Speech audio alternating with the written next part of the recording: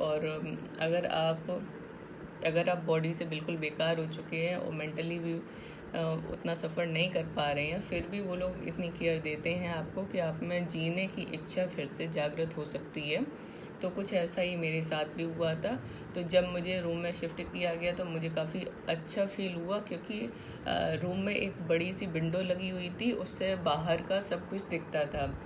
और रात में ना बाहर की लाइटिंग और आप आसमान को भी देख सकते हैं, और जो स्टार्स होते हैं वो भी दिखाई देते थे। तो ये मुझे काफ़ी पॉजिटिव लगा, और फिर मैं वहाँ से थोड़ा बहुत ठीक होने लगी थी।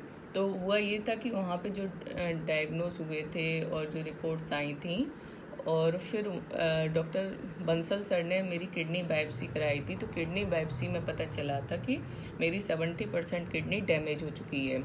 तो जब इतनी किडनी डैमेज हो चुकी थी तो होप तो कमी थी, फिर भी मेरी डायलिसिस स्टार्ट कर दी गई थी।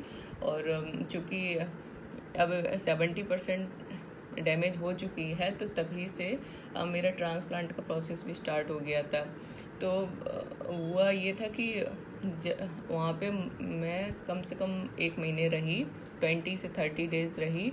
फिर मैं थोड़ा बहुत ठीक हो गई थी, फिर मुझे डिस्चार्ज मिला, और डिस्चार्ज के बाद मेरी घर से डायलिसिस स्टार्ट हुई। तो हुआ ये था कि हम लोग नोएडा शिफ्ट हो गए थे। अब नोएडा से गुरुग्राम की डिस्टेंस बहुत ज़्यादा थी, और मुझे डायलिसिस के लिए थ्राइज़ाबीग जाना था। तो एक बीच का सॉल्यूशन निकाला गया था, जो मेदांता मेडी क्लिनिक है गुड़गांव में। तो मेदांता मेडिसिटी है, जो कि बड़ा हॉस्पिटल बना हुआ है। उसकी एक ब्रांच है मेदांता मेडी क्लिनिक, जो कि दिल्ली में है। तो हम लोग नोएडा से दिल्ली डायलिसिस के लिए जाते थे, एक दिन छोड़ के। थ्राइज़ाबीग मेरी डायलिसिस चलती थी। तो नोएडा से दिल्ली डायलिसिस के लिए जाते थे, जो कि काफ़ी आसान था और अच्छे से पहुंच भी जाते थे। हाँ, मुझे फीलिंग कैसी आती थी एक दिन छोड़ के डायलिसिस में जाने के लिए, जैसे तैयारी की जाती थी कि मैं अपना प्रोटीन साथ में लेके जाती थी और मैं अच्छे से रेडी होके जाती थी, क्योंकि वहाँ डायलिसिस में अदर पेशेंट भी काफ़ी अच्छे से रेडी होके आते थे। तो मुझे ऐसी फीलिंग आती थी जैसे कि जो 2-3 आवर्स की कोचिंग होती है ना, तो कोचिंग में जाने के लिए जो पहले स्टूडेंट रेडी होते हैं ना, तो मुझे कुछ बाद में ऐसी फीलिंग आने लगी थी। फिर मेडिस क्लिनिक के बारे में ये बताना चाहूँगी कि वहाँ का स्टाफ बहुत केयरिंग है, और वहाँ के डॉक्टर्स बहुत अच्छे हैं, पेशेंट का बहुत ध्यान रखते हैं। आप जो लंच भी साथ में लेके जाते हो, लंच साथ में लेके जाना बहुत ज़रूरी होता है, क्योंकि डायलिसिस के दौरान आपकी बॉडी से पूरा प्रोटीन निकल जाता है, जो कि आपको बीच में लेना होता है। तो आप प्रोटीन के रूप में कुछ भी ले सकते हैं। और मैं क्या लेती थी, क्योंकि मैं प्योर वेजिटेरियन हूँ, मैं क्या लेती थी अगर आपको जानना हो तो मैं एक अलग से इसका वीडियो बना दूँगी। तो हम लोग अपना प्रोटीन साथ में लेके जाते हैं, वहाँ वो लोग हम लोगों को अच्छे से लंच करवा देते हैं, और वहाँ का स्टाफ और डॉक्टर सब लोग बहुत अच्छे हैं, बहुत केयरिंग हैं। होता क्या है, डायलिसिस जब चलती है ना, तो काफ़ी पेनफुल प्रोसीजर है। पेनफुल क्या, आप यूँ मान लीजिए कि वैसे कोई पेन नहीं होता है, लेकिन जैसे कि डायलिसिस चल रही है, आपकी बॉडी से पानी और प्रोटीन सब कुछ निकलता है। तो एक टाइम ऐसा आता है कि आपको वॉमिटिंग भी फील होता है, और आपके वाइटल्स भी अप एंड डाउन होते हैं। जैसे बीपी अप एंड डाउन होता है, आपका शुगर भी कम हो सकता है, हो ही जाता है कम।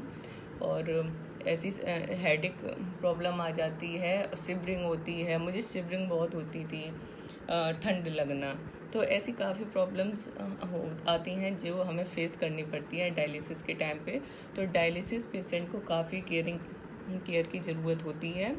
और मैं ठीक से चल भी नहीं पाती थी, तो मैं अपने हस्बैंड की हेल्प से चलती थी, और मैं स्टेयर्स तो बिल्कुल भी चढ़ उतर नहीं पाती थी, तो मैं लिफ्ट लेती थी।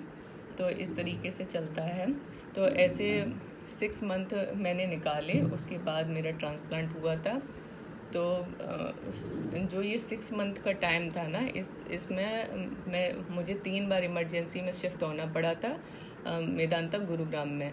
क्योंकि अगर आपकी वॉमिटिंग भी स्टार्ट हो जाती है तो इस दौरान आपकी वॉमिटिंग भी बंद नहीं होती है। बहुत छोटी सी चीज़ जैसे कि वॉमिटिंग है, लूज मोशन है या फीवर है, अगर हमको 99 फीवर भी आ रहा होता है डायलिसिस के टाइम पे, तो हमारी बॉडी 99 फीवर भी टॉलरेट नहीं कर सकती है और वो फीवर जाता भी नहीं है। तो आपका चाहे वॉमिटिंग हो, चाहे लूज मोशन हो, चाहे फीवर हो, आपको बिल्कुल भी मतलब अवॉइड नहीं करना है। आपको इमरजेंसी में एडमिट होना है, डॉक्टर आपको केयर करेंगे, क्योंकि ये बाद में बड़े इशू बन जाते हैं क्योंकि हमारी किडनी वर्क नहीं कर रही होती है।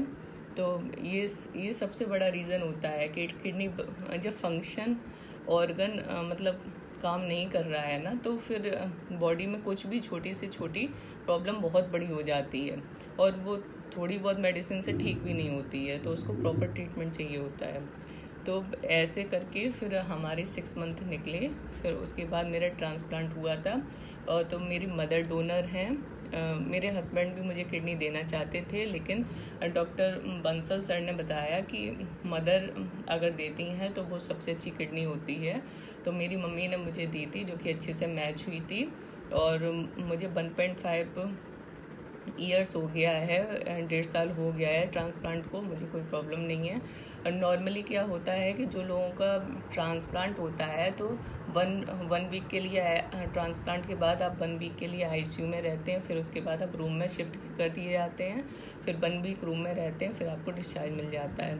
मेरे केस में ये हुआ था कि 1 वीक के लिए हम आईसीयू में शिफ्ट तो हुए थे और उसके आईसीयू में रहे थे, उसके बाद हमें रूम में शिफ्ट किया गया था। और रूम में शिफ्ट करने के बाद में मुझे 1-2 दिन बाद मुझे सांस नहीं आ रही थी, ब्रीदिंग प्रॉब्लम हुई थी, तो वो इतनी हो गई थी कि मुझे फिर से आईसीयू में शिफ्ट किया गया था। फिर से मैं 1 वीक आईसीयू में रही थी। तो ऐसे आप मान लीजिए कि मैं 15 दिन मैं आईसीयू में रही थी, उसके बाद मैं 10 दिन रूम में रही थी, उसके बाद जाके मुझे डिस्चार्ज मिला था। तो मेरा 1 मंथ तो हॉस्पिटल में ही निकल गया था, उसके बाद 2 मंथ में